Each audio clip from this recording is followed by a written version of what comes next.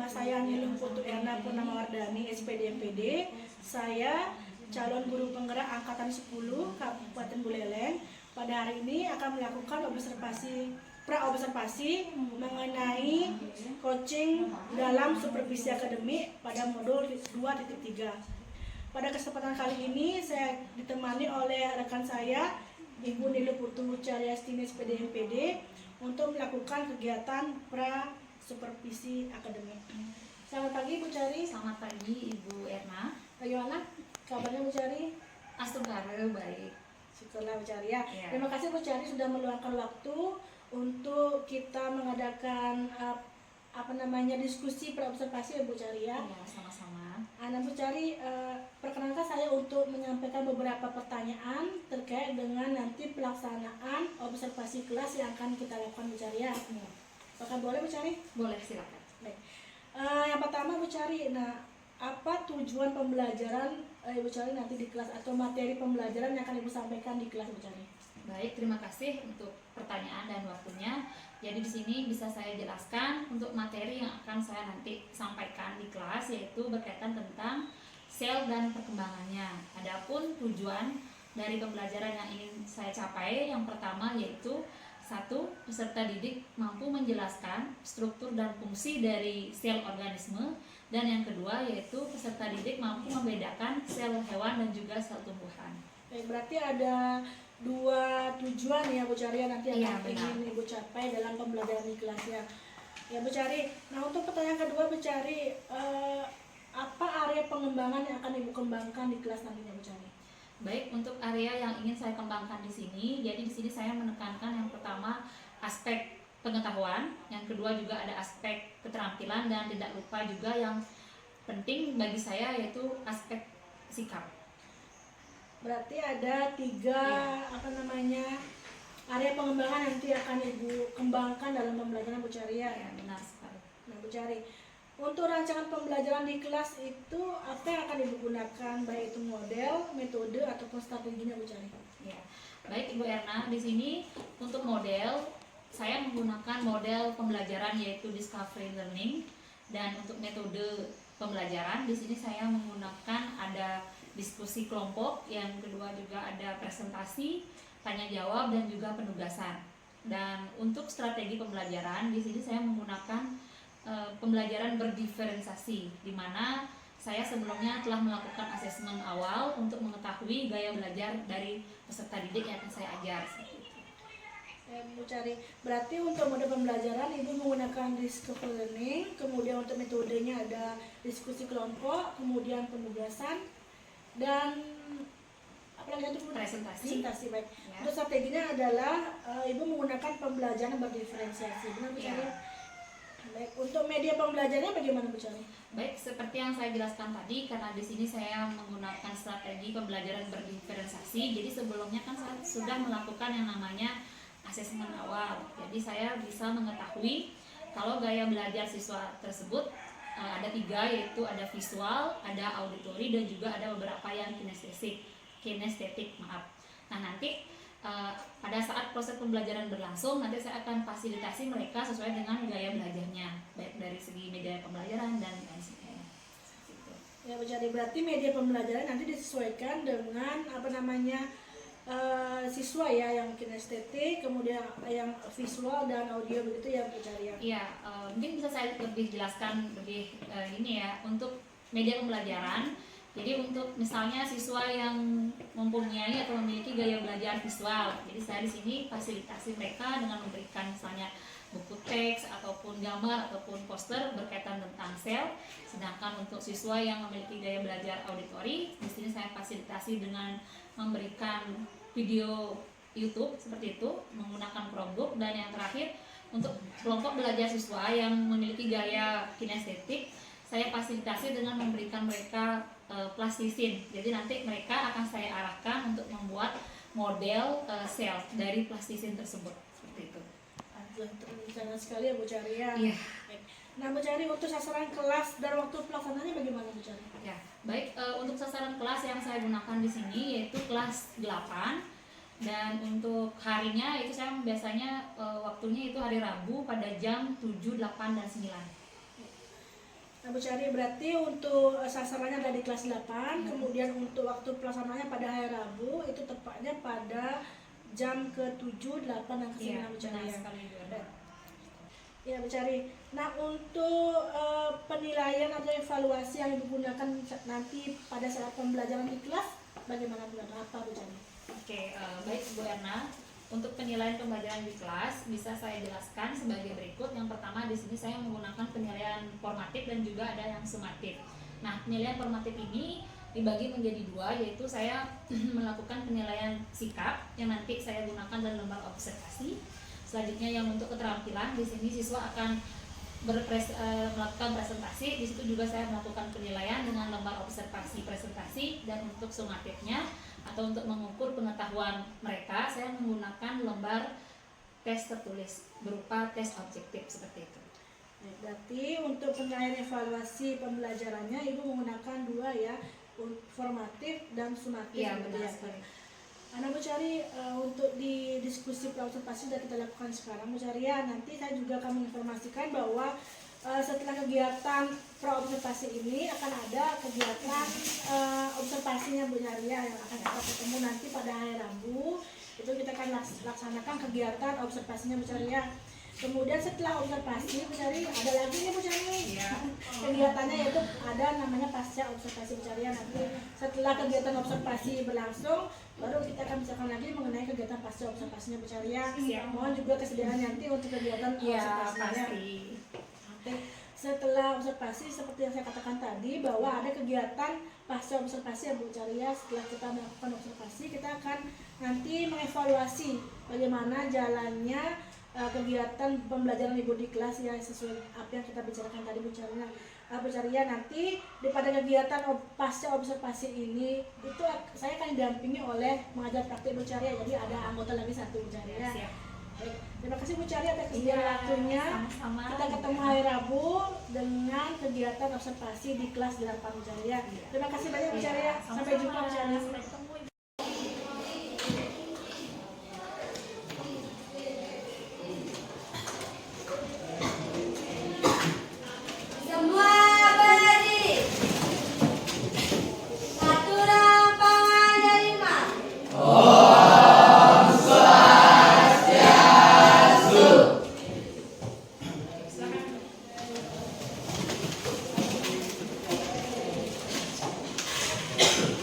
Jadi sekarang adalah pelajaran IPA. Nah, sebelum kita lanjut untuk belajar, alangkah baiknya mari kita berdoa terlebih dahulu. Untuk doa bisa dipimpin langsung oleh ketua kelas. Semua berdiri. Sebelum kita memulai pelajaran, marilah kita berdoa. Berdoa dimulai. Berdoa selesai.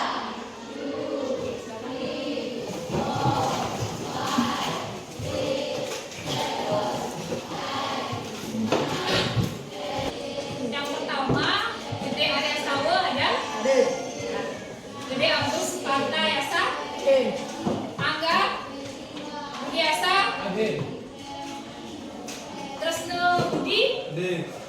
Sudarma Waris Harapan tadi pagi? Oke.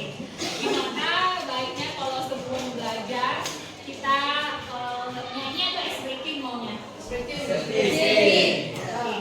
Nah, udah?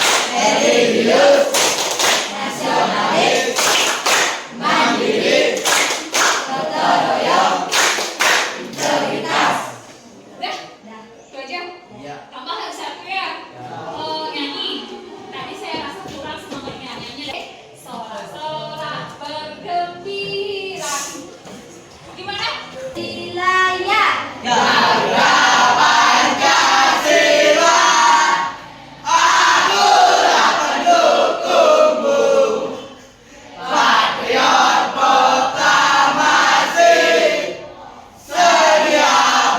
Itu adalah sel. Sudah dapat belajar kemarin? Bukunya sudah lengkap di bawah? Alat-alat tugas yang akan kita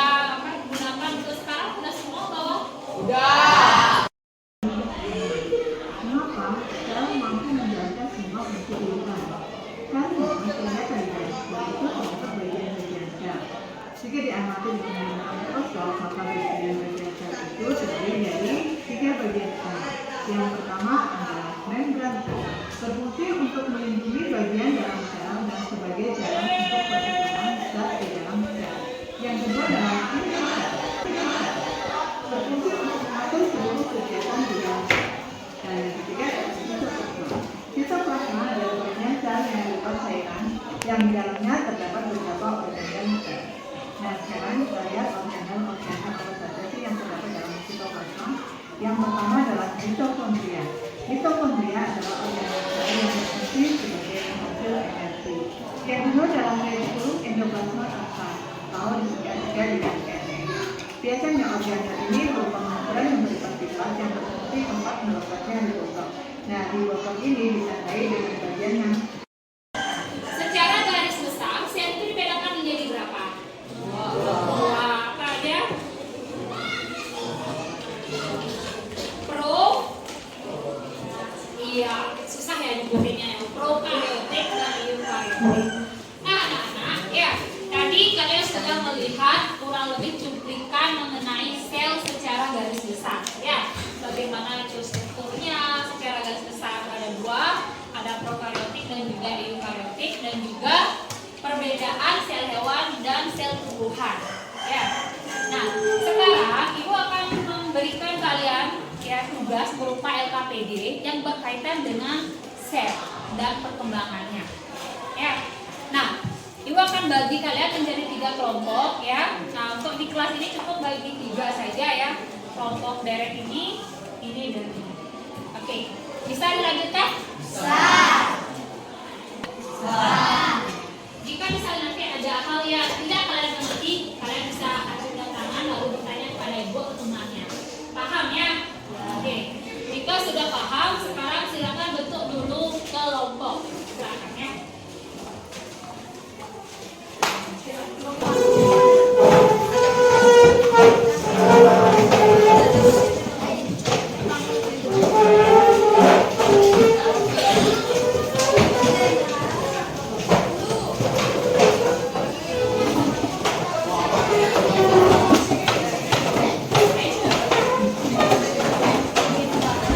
Oh iya ya. Oke. Oke, ini sudah. Ya, bahan aja selain juga buku paket yang sudah kalian bawa masing-masing. Ya. Nah, selain bahan aja, di sini juga sudah ada LKPD. Yaitu tugas yang harus kalian kerjakan. Paham?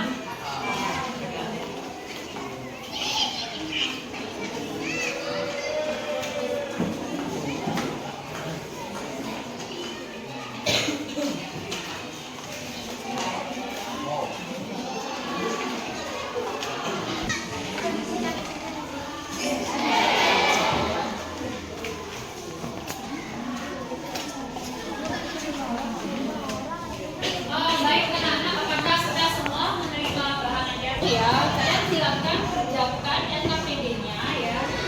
Sesuai dengan gambar atau poster yang terdapat pada LKPD ataupun buku kalian. Ini sudah ada video ya. Di sini sudah ada video tentang sel ya. Jadi kalian silakan simak videonya dengan baik lalu kerjakan LKPD-nya ya.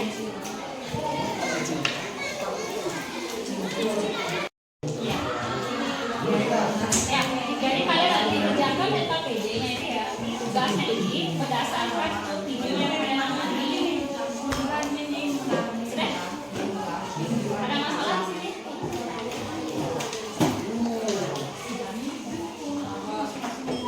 Oke, kelompok di sini bagaimana? Sama.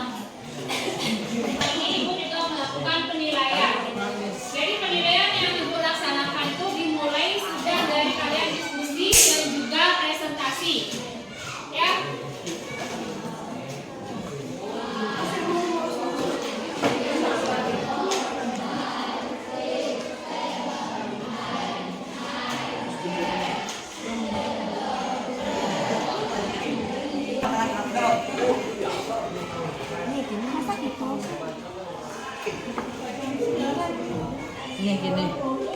Gini.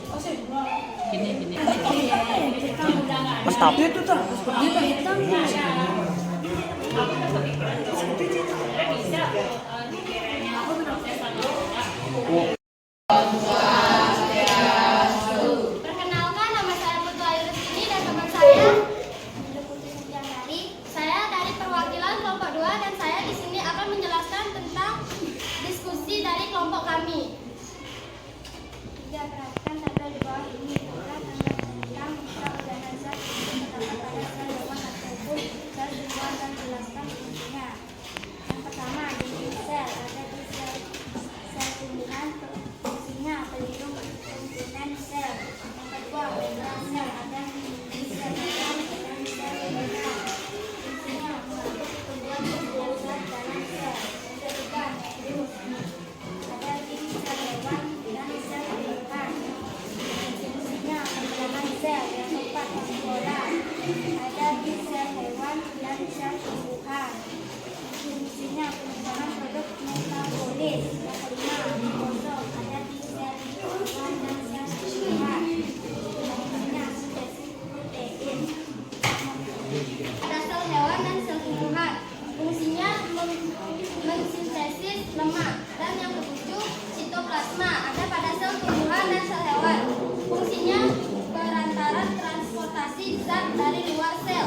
Yang ke-8 padan Golgi ada pada sel hewan dan sel tumbuhan mengolah dan melakukan modifikasi protein. Dan yang ke-9 amiloplasma ada pada sel hewan membentuk dan menyimpan amilium. Sekian dari saya, apakah ada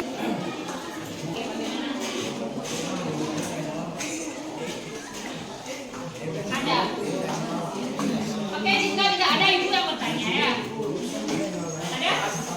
Ya, siswanya dulu. Ayo. apa fungsinya mitokondria? Apa fungsi dari mitokondria?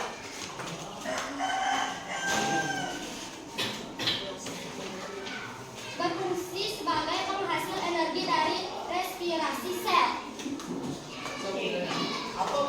Ya, ngerti. Ya, jadi itu saya gunakan sebagai refleksi saya atau saya perlunya dibenahi di bagian ini saat mengajar kalian. Jadi jawab sesuai dengan hati nurani. Ya, paham?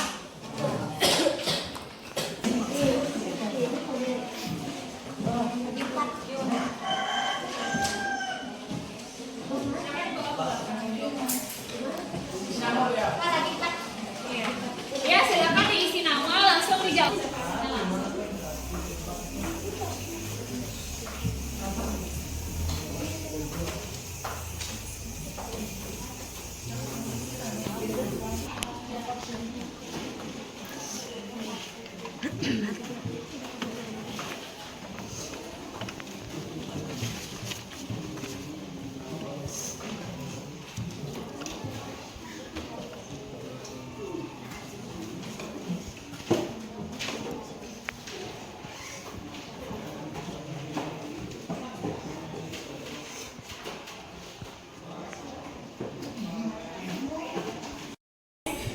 Tentang pembelajaran kita tadi. Jadi ini saya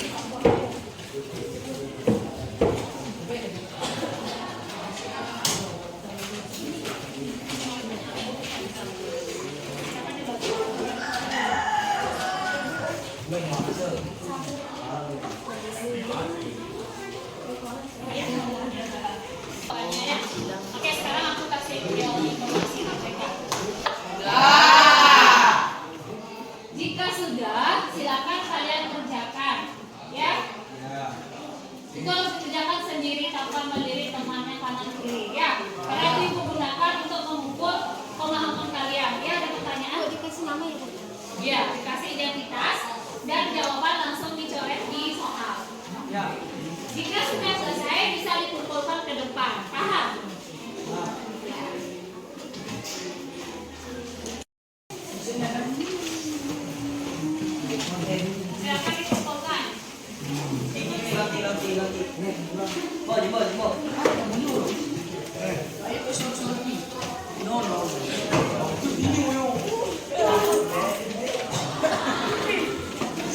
kita tiba juga di ujung pembelajarannya. Ya, sudah banyak proses yang kalian lewati ya. Saya ucapkan terima kasih untuk semangat dan usaha kalian untuk hari ini. Nah, seperti biasa, sebelum kita akhiri pembelajaran, saya akan memberikan kalian tugas. Silakan dilihat pada buku paketnya ya. Jadi silakan dipelajari yaitu materi selanjutnya. Jadi setelah sel, materi selanjutnya adalah apa? Ada yang sudah sempat baca? Belum ya? Ya, belum. Yaitu sistem pencernaan manusia. Ya, silakan dipelajari karena ada apa? Minggu depan kita akan belajar untuk itu dan ada juga tugas untuk kalian ya seperti biasa kerjakan uji kompetensi tentang sel pada buku paket ya. Ya. Paham? Halaman berapa uji kompetensinya? Tanda dan juga esainya. Jadi sebelum kita akhiri, ada yang bertanya? Tidak. Untuk hari ini? Tidak. Semua sudah jelas? Ya, jika sudah jelas, masih semangat? Masih. Kalau demikian ya pembelajaran kita hari ini. Tadi karena dibuka dengan doa, hari kita juga tutup dengan doa. Ya, untuk doa saya pimpin langsung saja ya. Oke, berdoa dimulai.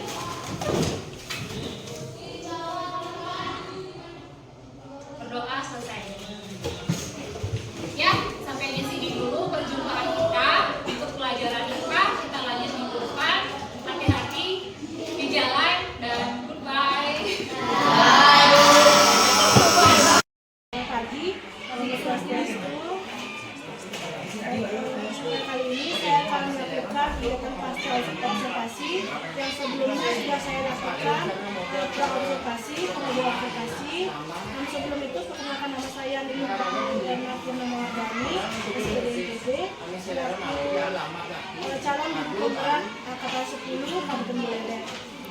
Baik, untuk kesempatan kali ini saya mengajak rekan saya yang saya jadikan model untuk observasi, Cari SPDNTB, kemudian saya ditemani juga oleh pengajar praktik saya, Bapak Aktif Sunadiata SPD. Nah, untuk kesempatan kali ini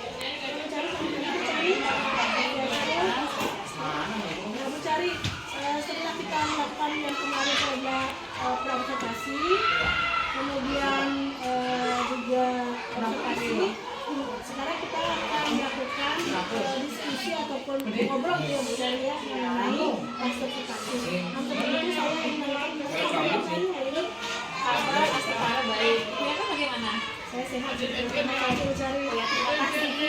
Kemudian sekarang kita akan melaksanakan kegiatan observasi kita yang kemarin Bu Celia. Nah, Bu Celia, menurut Ibu, bagaimana perasaan pada saat Ibu melakukan observasi berkas kemarin kita lakukan itu? Baik, terima kasih pertanyaannya. Untuk perasaan setelah melewati ya proses pembelajaran kemarin, ada campur-campur yang saya rasain. Yang pertama itu lega, yang kedua senang juga karena terlewati, dan ada juga deg-degannya karena ada yang mengawasi. Kan seperti biasa nggak ada. Nah itu. Betul Bu Celia, tapi kan setelah sudah observasi langsung pulang Bu Celia. Iya, benar. Karena sudah biasanya kalau udah profesional untuk mengajar. Ya lancar lah. Bu Celia, bisa tidak Bu Celia dijelaskan kembali apa area pengembangan kemarin yang Ibu fokuskan dalam pembelajaran kemarin?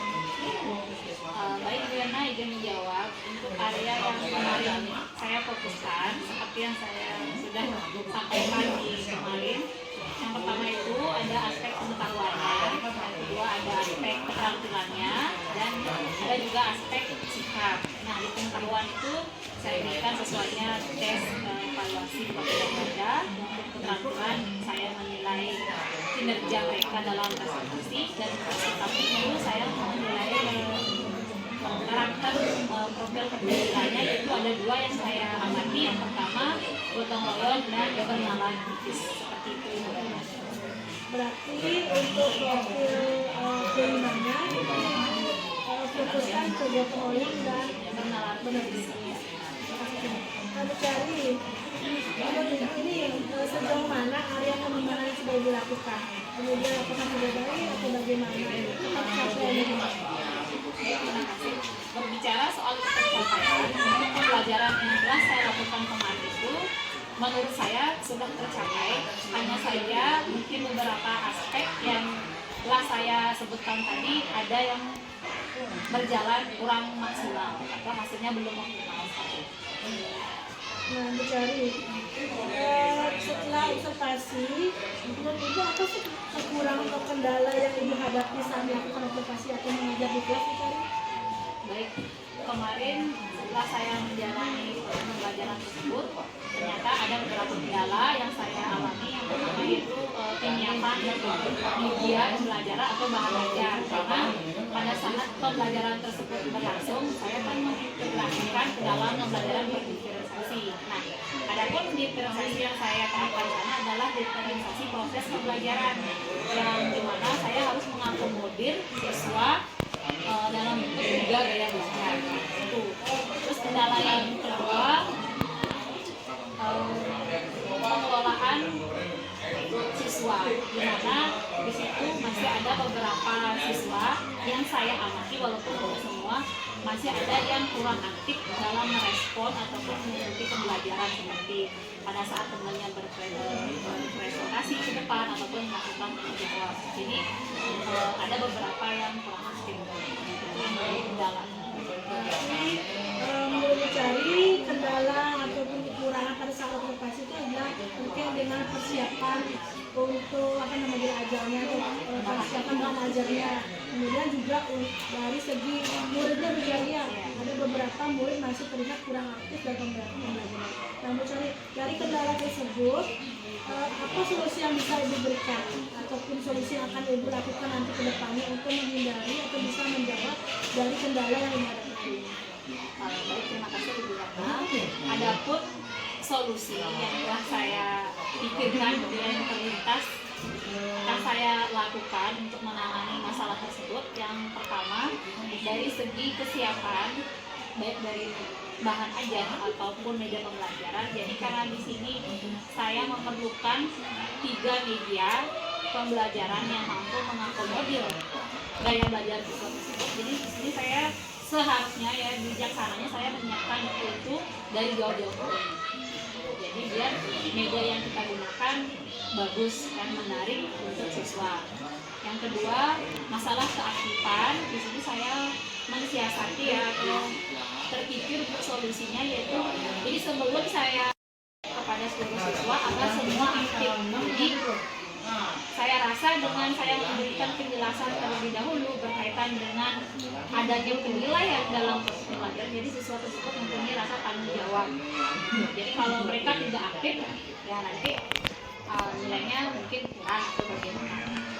Berarti bisa saya tangkap bicara nanti solusi yang akan digunakan untuk kedepannya akan bisa meminimalisir kendala yang Ibu hadapi tadi itu adalah dengan lebih matang lagi mempersiapkan modul ajar ya, kemudian memvariasikan media ajarnya. Juga Ibu tadi nanti kedepannya akan mengajak murid untuk memberikan motivasi untuk aktif di kelas ya. Pengetahuan lebih awal tentang bagaimana pelaksanaan penilaian pembelajaran. Menjelaskan penilaiannya, alur penilaian itu ya. Jadi mencari itu adalah solusi yang bagus menurut saya. Artinya mencari sudah mendapatkan solusi sendiri terhadap apa yang kendala yang Ibu lakukan. Nah, mencari dari nanti mengaplikasikan solusi itu, adakah pihak yang bisa Ibu cari ajak untuk mengingatkan Ibu untuk mengingat atau melaksanakan komitmen yang sudah Ibu lakukan? Baik, Adriana. Untuk masalah pengingat ya, reminder diri saya yang berkaitan dengan komitmen terhadap solusi ya yang berkaitan dengan proses pembelajaran yang telah saya lakukan. Jadi saya di sini mengambil langkah itu ya, yaitu memilih mungkin teman dan suami saya sebagai reminder saya untuk nanti ke depannya agar bisa lebih baik lagi dari sebelumnya. Berarti nanti pihak yang Ibu libatkan untuk mengingatkan Ibu dari komitmen yang sudah dilakukan itu adalah rekan kerja, meminta kolaborasi bantuan dari rekan Jawa dan juga dari suaminya. Bu Cari, saya sabar Bu Cari untuk melihat bagaimana nanti Ibu mengaplikasikan komitmennya, apakah nanti solusi yang diberikan itu akan berhasil atau bagaimana. Saya sabar Bu Cari untuk mencerita Ibu kembali. Bagaimana kalau kita nanti bertemu hari Rabu? Iya, baik.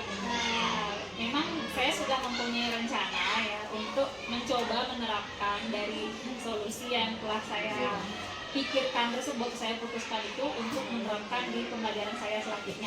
Kalau memang Ibu mau berkenan untuk melihat bagaimana action saya nanti di kelas, kita langsung saja hari Rabu ya. Nanti kita ngobrol-ngobrol santai saja, misalnya mungkin juga harus di sekolah juga sambil di warung sambil makan, gitu sambil minum biar asik ngobrol mencari. Jadi saya sudah mendapatkan informasi terkait dengan presentasi kegiatan Ibu dan sebagainya. Terima kasih banyak Bu Cari sudah meluangkan waktu untuk bisa saya ajak ngobrol gitu Bu Cari mengenai observasi yang kita lakukan kemarin di kegiatan pasca observasi ini. Terima kasih banyak Bu Cari. Kita ketemu hari Rabu. Ya, sama-sama. Senang juga bisa. Senang. Terima kasih Bu Cari ya. Baik, itu tadi proses diskusi saya dengan Ibu Cahaya Stimus BNPB. Berikutnya saya mohon kesempatan, saya persilakan kepada pendamping pengajar praktik saya untuk memberikan hasil pengamatan beliau terhadap proses coaching yang saya lakukan kepada rekan kerja saya. Kepada Pak Ketua, saya silakan Pak. Terima kasih atas waktunya. Kasih sebelumnya izinkan saya mengucapkan pengalunya sebelum lanjut, terima kasih Bu Cari sudah membantu program kegiatan berjalan sejauh ini di program pendidikan guru penggerak kelas 10. Nah, terus adapun dari hasil pengamatan saya selaku pengajar praktik, yang pertama yaitu dari segi menyapa rekan sejawat ini luar biasa ya. Itu sudah menyapa dengan hangat rekan sejawat. Nah, sesuai dengan alur Tirta ya, ada tujuan, ada identifikasi masalah dan aksi maupun tanggung jawab yang dipaparkan tadi. Nah, dari segi identifikasi sudah sangat bagus. Tadi menggunakan pertanyaan berbobot untuk mengidentifikasi kendala atau masalah yang dihadapi rekan sejawat. Kemudian sudah melakukan rencana aksi juga, kapan pelaksanaan, terus bagaimana pelaksanaannya, dan siapa yang diminta untuk mengingatkan komitmen ya yang dilaksanakan. Ini tanggung jawab, dan dari segi tanggung jawab kita sudah semua. Nah, di pengamatan kami secara umum sudah sangat bagus sekali. Nah, baik, untuk akhir saya ucapkan terima kasih banyak. Demikian dari saya tutup dengan Terima kasih banyak Pak Ketua selaku pendamping praktiknya sudah memberikan motivasi, juga memberikan saya observasi yang sangat berguna nanti ke depannya. Terima kasih untuk kekurangan-kekurangannya akan saya sempurnakan lagi Pak Ketua di kegiatan berikutnya. Baik, itu tadi kegiatan pasca observasi yang saya lakukan bersama rekan saya Ibu Cahaya Stimus BNPB, juga didampingi oleh pengajar praktik saya, pendamping ibu saya Bapak Ketua Sumadihata. Untuk kegiatan pasca observasi sudah saya lakukan. Terima kasih banyak. Saya tutup dengan Pranama Sakti. Om Santi Santi. Selamat pagi.